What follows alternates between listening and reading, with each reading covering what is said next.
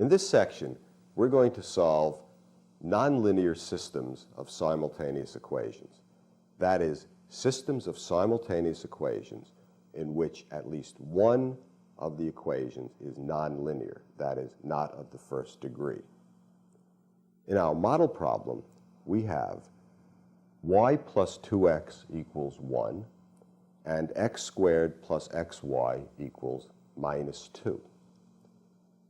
Now, the way one goes about solving equations of this type is we take one of the two equations and solve for y in terms of x or for x in terms of y, and then substitute that into the other equation so as to reduce the problem to one equation in one unknown.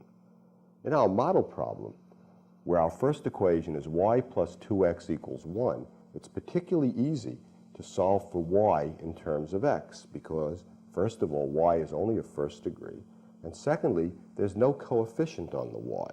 That means we can solve for y in terms of x by simply transposing the 2x to the right-hand side of the equation, and we get y equals 1 minus 2x.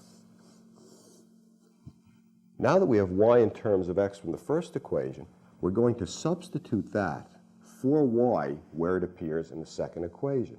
And in this case, this is not difficult either because y only appears in one place in the equation.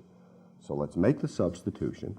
We get x squared plus x times y, but y is 1 minus 2x. And that has to equal minus 2. All right, let's do a little bit of simplification, and we'll see that this will reduce to a quadratic equation in x.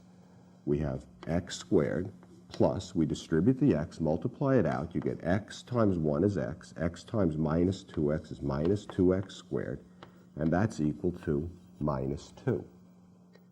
Now we'll collect like terms. X squared minus 2x squared is simply minus x squared plus x equals minus 2.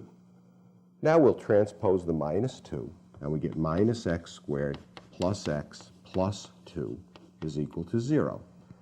And we're going to solve this quadratic equation by factoring the left-hand side. But in order to make the factoring a little easier, I'd like this leading coefficient to be plus rather than minus.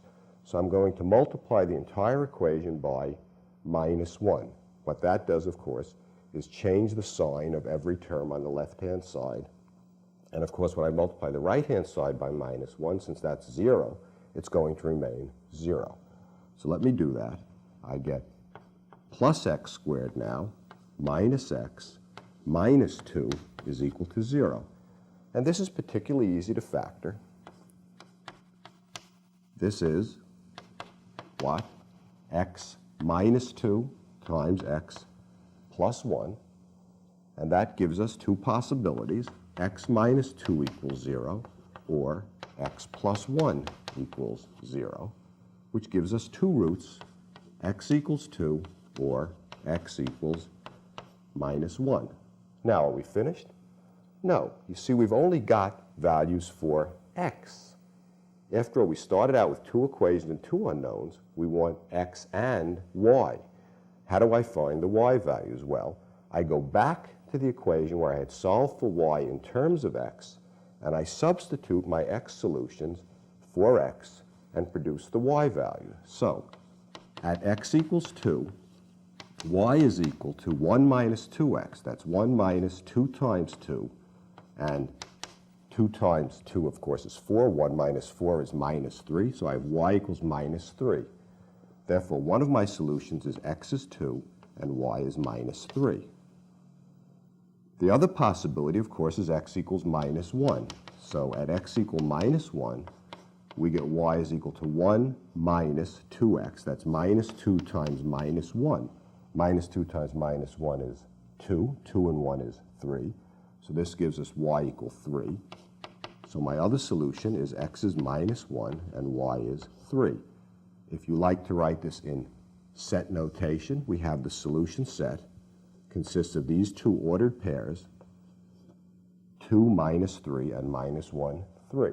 Now, you should check these answers. How do you check the answers?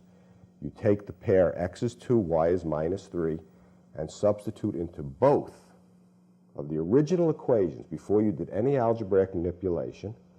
Then you take the pair x is minus 1, y is plus 3, and substitute that into both equations, and see that both equations are satisfied simultaneously.